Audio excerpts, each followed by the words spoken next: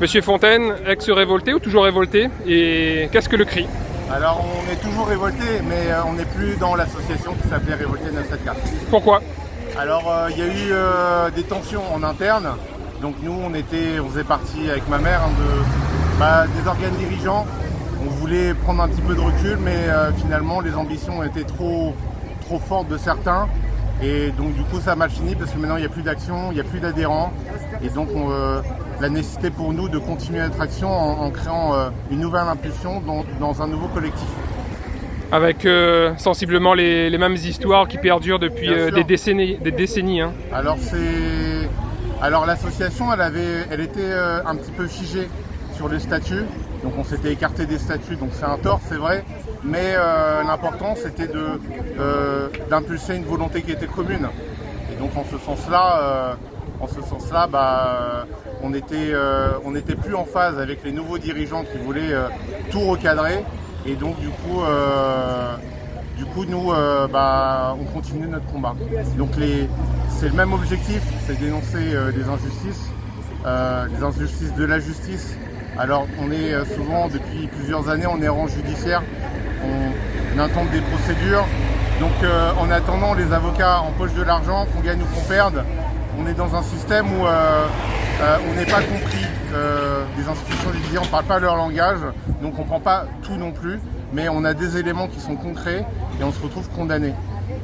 En quoi vos méthodes vont différer de celles de Révolté 974? Comment vous allez agir différemment? On sera plus organisé et c'est vrai ce qu'on faisait avant, on faisait beaucoup de vidéos. Alors les vidéos vont et viennent, elles ne restent pas, donc nous on a décidé de faire un blog. Donc de façon plus organisée, on va faire des résumés bien cadrés, bien comme il faut, et on va expliquer en langage courant aux gens c'est quoi notre problème. Souvent on nous disait que on s'exprime tous en même temps, on a des revendications qui sont différentes et c'est un peu le chahut. Donc là on va vraiment séparer chaque affaire. Chaque personne aura une fiche et la liste de ses combats et on fera des articles comme des articles de presse. À chaque fois qu'il y a un événement, on racontera pourquoi on est là, ce qu'on fait là, nos motivations, c'est quoi notre objectif. On aura plus de méthodes, justement, on aura peut-être plus d'emprise, parce que là aujourd'hui ce qu'on souhaite c'est attirer la sympathie du grand public. Pas forcément des gens qui lisent ce journal tous les jours, c'est pas forcément des gens qui se sentent concernés par les infos, mais on a des vrais problèmes, des problèmes de gens communs. On se retrouve dans des situations où on est obligé de se défendre face à la justice, de payer des avocats, il y a beaucoup de gens qui abandonnent. Et nous on souhaiterait que les gens, même s'ils ont des petits préjudices, qu'ils continuent à se battre, parce qu'on peut faire bouger les lignes si on est nombreux. On est face à un système aussi qui est bien rodé, on ne comprend pas forcément, il y a aussi des réseaux.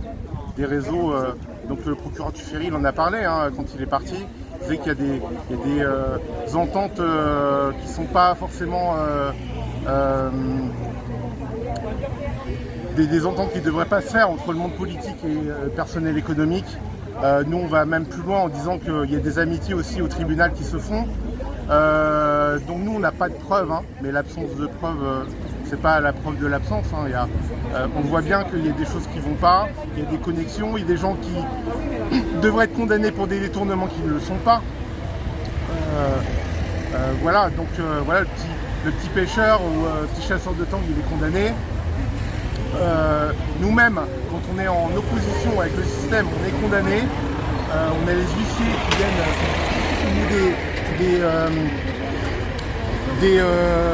des instances en diffamation qui sont intentées contre nous. Alors bien souvent on gagne parce que c'était pour nous intimider, mais tout est fait pour que nous empêche de parler.